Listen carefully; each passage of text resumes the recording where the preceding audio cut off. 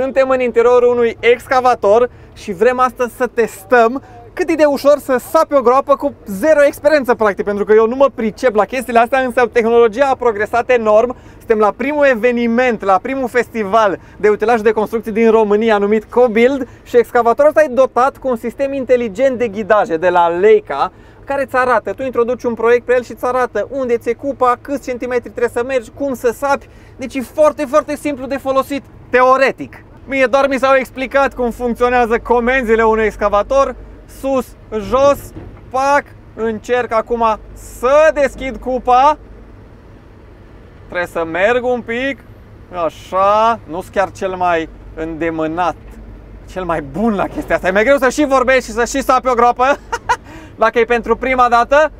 dar hei, tot ce fac e mă uit în față și mă uit și pe sistemul meu care îmi zice: bă, Andrei, du-te mai în sus, du-te mai în jos, deschizi, pac, am aruncat pământul și mă duc în continuare, hop, hop, hop, hop, și uite așa, sapi o groapă cu zero experiență, ai putea să zici, nu?